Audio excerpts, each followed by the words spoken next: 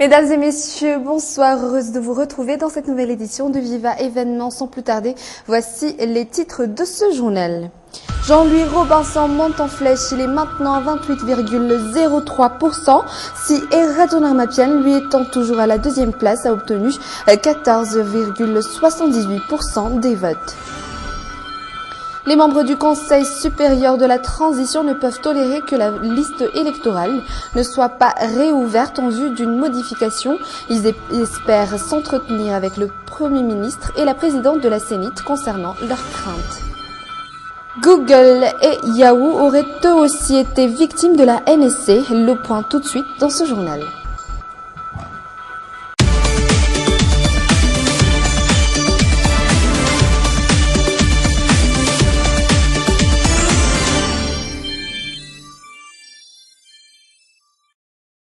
Et voilà pour le sommaire, nous entamons tout de suite ce journal avec les résultats émanant de 9029 bureaux de vote confrontés avec un taux de participation de 61,86%.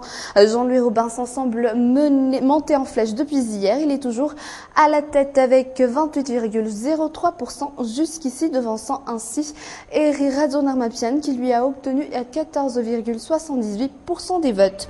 Azou Ndjianenarve, lui, tient toujours la troisième place, ayant obtenu 9,79% des votes. Camille Vital maintient également sa position, 6,48%. Et Roland Ratirec avec ses 5,81% est donc à la cinquième position. Rappelons que ce sont des résultats partiels, les provisoires émanant de la Sénite à 17h55. Et toujours dans ce sens, les membres du Conseil supérieur de la transition ne peuvent tolérer le fait que la liste électorale ne pourra pas être modifiée. Ils voulaient remettre ce dossier au Premier ministre aujourd'hui lors de la réunion avec le gouvernement à Anoussi. Étaient sur place Armisa Rakoupe et Yves Senel.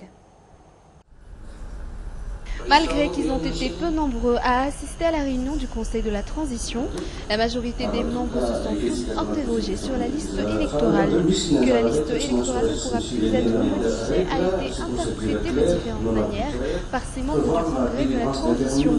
Pour certains, l'on ne respecte pas la souveraineté nationale. Où est passée la souveraineté nationale?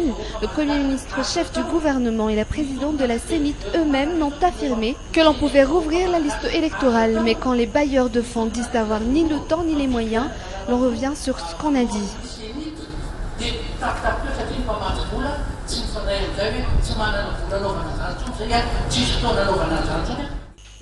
Manque de temps pour un nouveau recensement, voilà ce qui a été dit hier après la rencontre entre la présidente de la Sénite et le Premier ministre chef du gouvernement. Le président du Congrès de la transition a également émis son avis et ses craintes sur le sujet après s'être entretenu avec les observateurs de l'Union africaine ce matin. Si le taux est assez élevé, légitimement un citoyen doit avoir le droit de voter ou il est en droit d'exprimer son choix, peu importe les lois nationales ou internationales. Cela ne peut être considéré comme une transgression de la loi. C'est d'ailleurs ce que j'ai souligné lors de la réunion.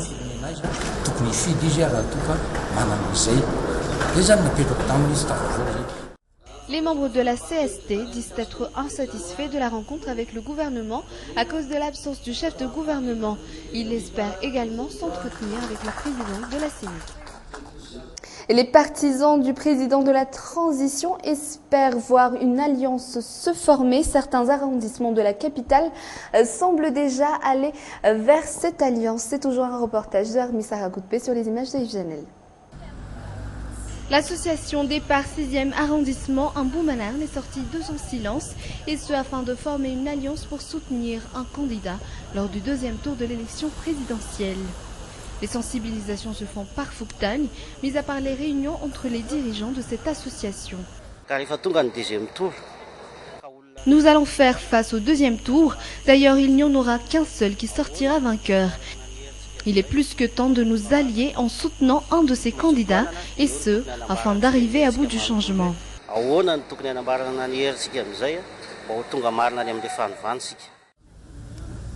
Pour l'association, la sensibilisation doit se faire à partir des folk times, ayant comme cible tous ceux qui ont participé à la manifestation de 2009.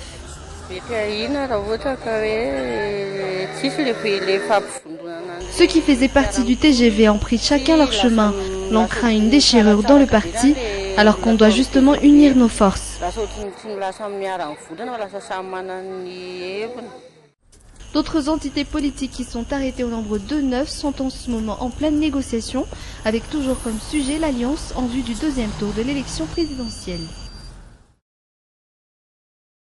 Un tout autre sujet à présent, cette bandit est connue pour être les auteurs de l'attaque d'un marchand ambulant du côté de Tiafakaligue dans la commune de Béalk.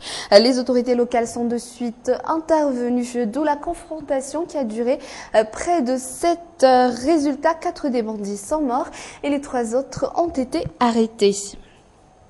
Et nous allons à Majunga où un couple a été brûlé vif dans leur maison dimanche dernier. Il a été impossible de les identifier. Le voisinage n'aurait rien remarqué.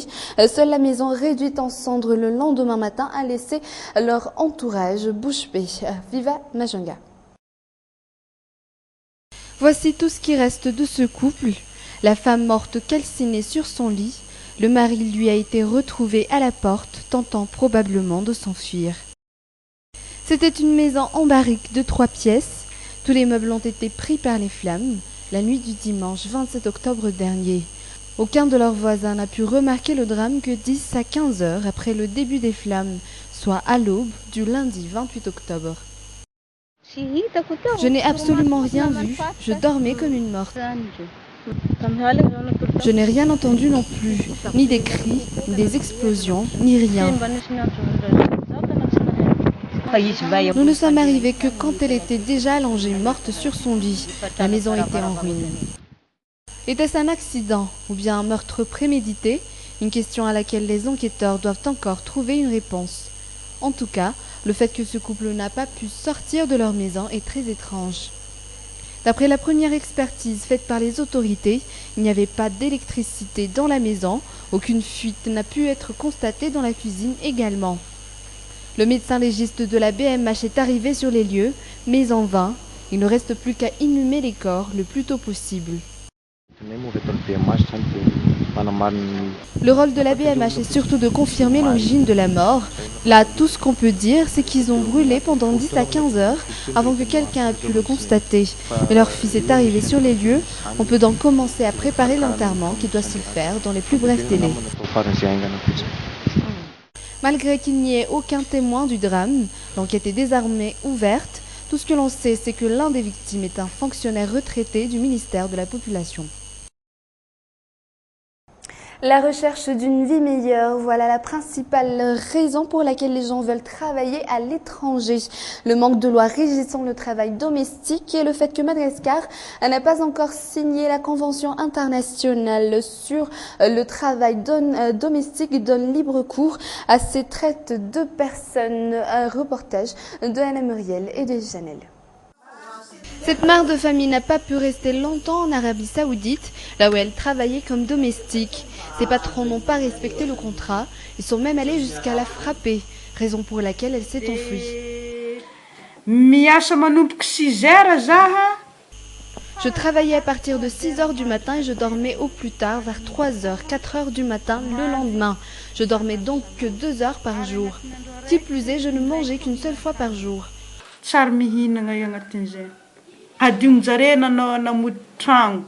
Le fils de ma patronne a oublié de fermer la porte en allant travailler le matin. C'est comme cela que 3 d'entre nous avons pu s'échapper. On a pris un taxi et on lui a dit de nous amener au poste de police ou au centre.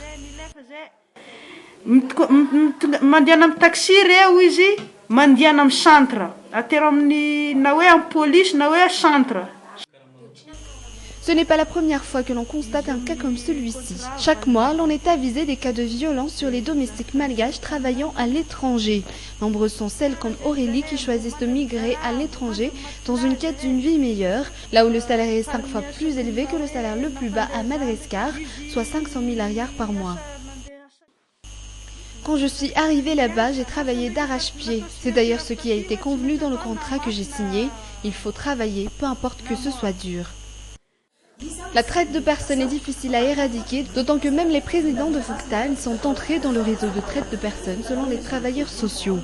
Fomba fiasan'ny agence de placement amin'izao fotoana izao rehefa mahazo olona izy avy any alavitra any ohatra any avaratra any atsimo any amin'ny toerana atao hoe zao. Les agences de placement regroupent dans une seule maison des gens venant de zones enclavées dans la partie nord ou sud de l'île. Vous, en tant que président de Fouktan, vous êtes chargé des affaires civiles. Vous devez être à l'affût de tout ce qui entre ou sorte dans votre Fouktan.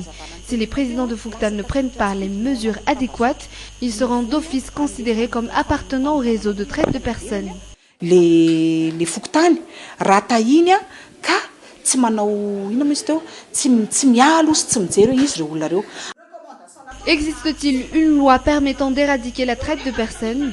Jusqu'ici, Madagascar, qui n'a pas encore signé la Convention internationale sur le travail domestique, reste un obstacle à franchir. Cette édition touche à sa fin. Merci de nous avoir suivis. Je vous donne rendez-vous samedi à 20h15, toujours dans Viva Événement, version française. Au revoir.